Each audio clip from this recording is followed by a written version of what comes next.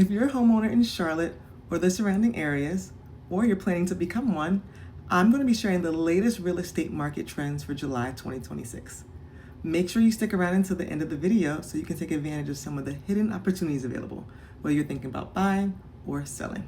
All right, from a high-level perspective, there was about 2.77 months of supply available in Mecklenburg County.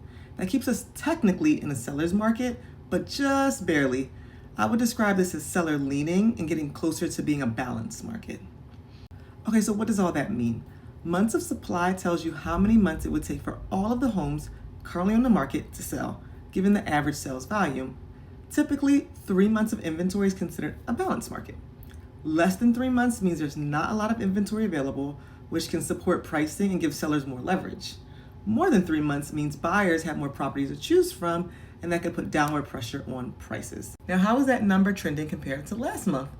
Well, months of supply is down 1% from last month, which tells me that inventory didn't really open up in a meaningful way.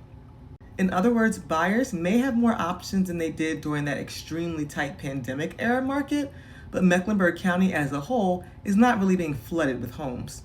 Good listings that are priced correctly are still moving. The median price for a single family home in Mecklenburg County was $528,000. Now keep in mind, that number takes into consideration a wide range of markets. For example, the median single family price in Mint Hill was around $470,000, while Davidson was around $875,000.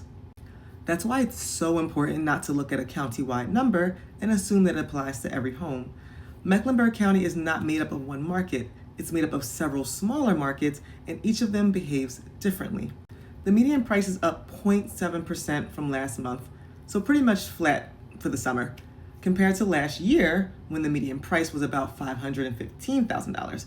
Prices are up about 2.5% year over year, so homeowners are still seeing increased value in their homes. For example, if a home is priced aggressively under market value, it may sell for over asking because the goal was to create urgency and possibly a multiple offer situation. But if a home is priced too high from the start, it may sit on the market longer and eventually sell below asking after multiple price reductions. Now, when you're looking at this stat, you have to remember that list to sell price ratio has a lot to do with the pricing strategy used by the listing agent and the seller. So what does 98.9% list to price ratio really tell us? It's telling me that the buyers are still negotiating, but sellers are not giving away all of the house, especially if the house is priced correctly. The gap between the list price and the sales price is not really huge, but there is a little bit of space there, so that means that the pricing strategy matters more than ever. Moving along, the average list to sell price ratio was about 98.9%. That means on average, homes were selling for about 98% of their list price, so just below asking. That number is roughly flat from last month and also roughly flat from last year as well. Now you might be wondering how long a property is taking to sell. So the median days on market in Mecklenburg County is 13 days. Now that's up 44% from last month, which tells us homes are taking longer to move than they did the month prior. However, compared to last year when the median days on market was 18 days, the market is still moving about 27% faster than last year. Median days on market tells us a midpoint. So half of the homes sold faster than 13 days, and the other half of the homes took longer than 13 days to sell. The difference from average days on market, which can be skewed by the homes that sit for a very long time because they're either overpriced, need repairs, or they just have a very limited buyer pool. Think super high-end properties over $5-10 million. My professional opinion, a 13-day median still shows a fairly strong market, but the increase from last month tells me that buyers are definitely not rushing into a home. Specifically, that trends towards the middle and the end of the summer, where home buyers really go hard looking for properties because they want to be in their homes before the school year.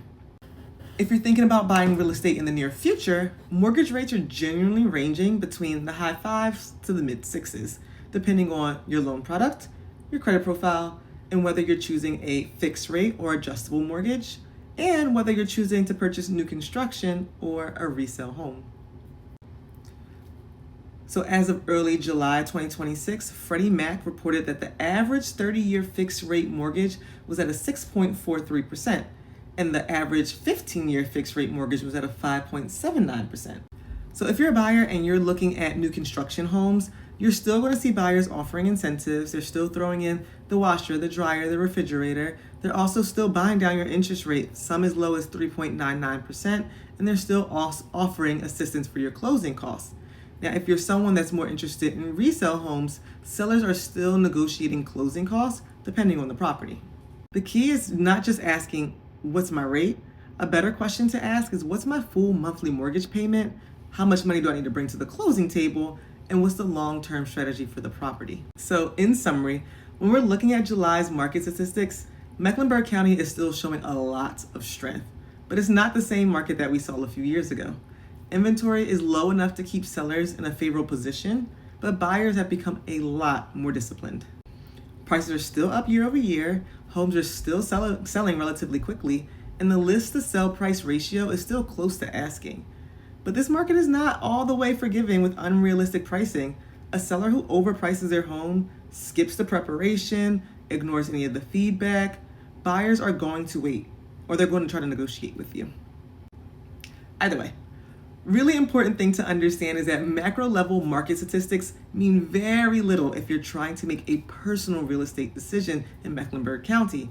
What's happening in Huntersville can be completely different from what's happening in Charlotte. What's happening in Davidson can be a very different view from what's happening in Mint Hill. And even within Charlotte, there are micro markets everywhere. So if you're a seller, this is still a really good market, but it's not the same as the name your price and see what happens kind of market. Preparation, pricing, presentation, and marketing all still matter. And if you're a buyer, there are opportunities. You may not have unlimited leverage, but you may be able to negotiate for seller concessions, for repairs, for closing cost assistance, or find values in listings that have been sitting on the market way longer than the median. So the bottom line is this: whether you're buying or selling, your situation is completely unique, and a general market update should always be taken with a grain of salt. If you want an accurate market analysis for your home, or you're thinking about buying and want to know where there may be some hidden opportunities, you can request a free, no obligation market evaluation, or just book a call with me. Have a no pressure conversation about all of your options. I'll always give you the information straight. You can make the best decision for you based off your personal situation. So if that would be helpful, you can click the link in this video to set that up. Otherwise, feel free to check out my other videos on YouTube or social media. I'll be back next month with an updated report. See you guys soon.